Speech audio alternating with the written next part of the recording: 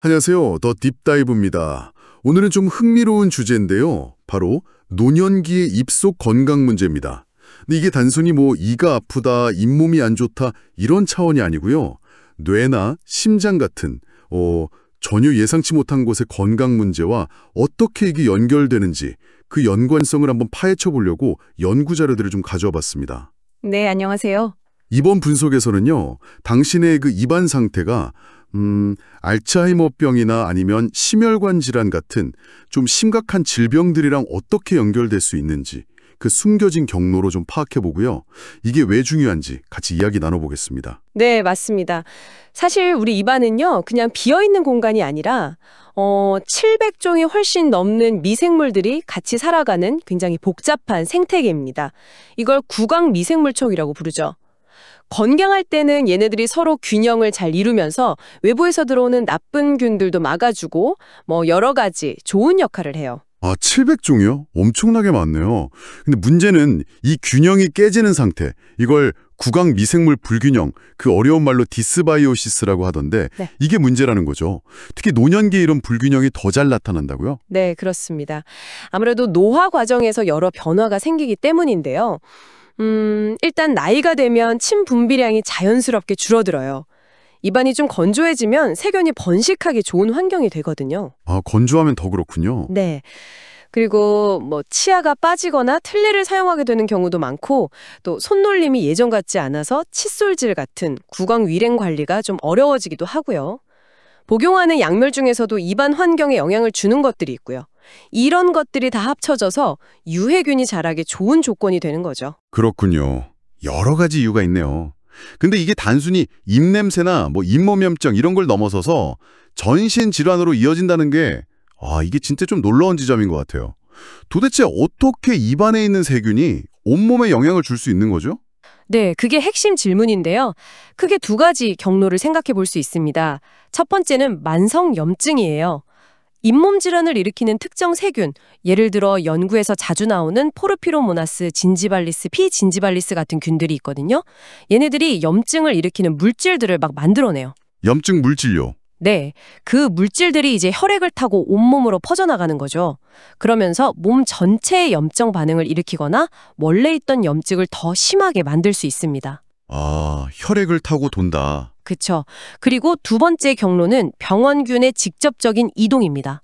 잇몸의 염증이 심해지면 그 부의 혈관벽이 좀 약해지거든요.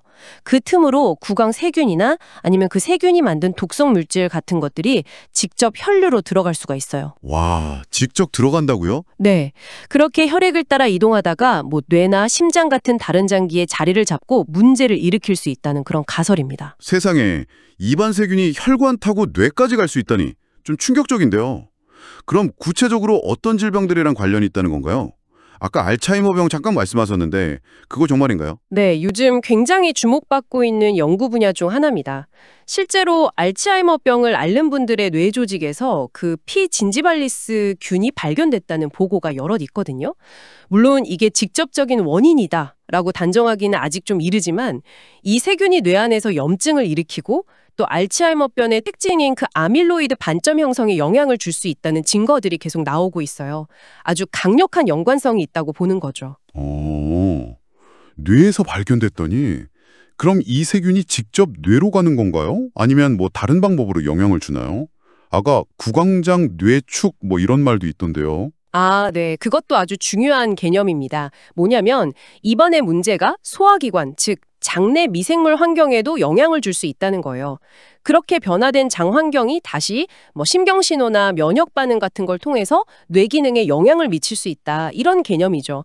그러니까 입에서 시작된 문제가 쭉 내려가서 장을 거쳐 뇌까지 연결되는 그런 복잡한 경로를 생각하는 겁니다. 와, 입, 장, 뇌가 다 연결되어 있다니? 네, 그리고 또 틀니 사용과 관련해서는 칸디다 알비칸스 같은 곰팡이 균도 뇌 건강이랑 관련이 있을 수 있다는 연구도 진행 중이고요. 정말 우리 몸이 생각보다 훨씬 더 촘촘하게 연결되어 있군요. 그럼 심혈관 질환 쪽은 어떤가요? 동맥경화 이런 거요. 네, 심혈관 질환, 특히 동맥경화와의 관련성도 상당히 설득력 있게 제시되고 있습니다. 그 동맥경화가 생긴 혈관 부위 있잖아요. 동맥경화 반이라고 하는 거기서도 피진지발리스나 아니면 푸서박테리움 뉴클레아툼, F 뉴클레아툼 같은 입안 세균들이 발견됐어요. 혈관에서도요? 네, 이 세균들이 혈관 내벽에 달라붙어서 염증을 일으키고 손상을 주고 또 혈액 속 지방 대사에도 영향을 줘서 동맥경화가 더 심해지도록 만들 수 있다는 거죠. 야, 알츠하이머의 심혈관 질환에 정말 중요한 병들인데 이게 단가요? 아니면 또 다른 질병과도 관련이 있나요? 더 있습니다. 특히 제2형 당뇨병과의 관계는 이게 서로 영향을 주고받는, 그러니까 양방향적 관계라고 알려져 있어요. 양방향적이요? 네. 잇몸 질환이 있으면 혈당 조절이 더 어려워지고 반대로 혈당이 높으면 또 잇몸 질환이 더 잘 생기고 악화되는 이런 악순환 관계라는 거죠. 아, 서로 안 좋게 만드는 거군요. 맞습니다. 그리고 류마티스 관절염 같은 자가 면역 질환도 어쩌면 입안 세균이 우리 몸의 면역 체계를 좀 교란시켜서 비정상적인 면역 반응을 일으키는 그런 시작점이 될 수 있다는 가능성도 제기되고 있고요. 또 하나 중요한 게 특히 노인분들한테 아주 위험한 흡인성 폐렴인데요. 이거 입안이나 목구멍에 있던 세균이 실수로 폐로 넘어가서 생기는 경우가 많아서 구강 위생 상태와 아주 직접적인 관련이 큽니다. 와, 듣고 보니까 입안 건강 관리가 정말 그냥 치아 문제만이 아니네요. 어떻게 보면 전신 건강 관리의 어떤 핵심적인 부분 중 하나가 될 수도 있겠다 이런 생각이 드는데요. 정확히 보셨습니다. 그게 바로 이 연구 자료들이 우리에게 주는 가장 중요한 메시지일 겁니다. 노년기에 입안을 잘 관리하는 것은 단순히 치아를 지키는 걸 넘어서 알츠하이머, 심혈관 질환, 당뇨병, 폐렴 같은 여러 심각한 만성 질환을 예방하고 관리하는 어떤 통합적인 건강관리 전략의 일부가 되어야 한다는 거죠. 더 나아가서는 언젠가는 사람마다 구강 미생물 상태를 쫙 분석해서 당신은 이런 질병 위험이 높으니 이렇게 관리하세요 하고 맞춤형으로 관리하는 시대가 올 수도 있지 않을까. 그런 잠재력도 보고 있습니다. 네. 자, 오늘 저희가 쭉 살펴본 내용들을 한번 정리해보면 이렇습니다. 당신의 입 속 그 작은 미생물 세계의 균형이 깨지면 그 파급 효과가 생각보다 훨씬 커서 입안에만 머무는 게 아니라 뇌, 심장, 혈관, 폐 이렇게 온몸으로 퍼져나가서 심각한 질병의 위험을 높일 수 있다는 거죠. 어떻게 보면 입안이 우리 전신 건강 상태를 비춰주는 거울 같다고 할 수도 있겠네요. 네, 정말 그렇습니다. 그렇기 때문에 앞으로는 치과 문제 따로, 내과 문제 따로 이렇게 볼 게 아니라 이 둘이 서로 긴밀하게 연결된 하나의 시스템으로 이해하고 관리하는 그런 통합적인 접근이 점점 더 중요해질 거라고 생각합니다. 네. 마지막으로 이런 질문을 한번 던져보고 싶습니다.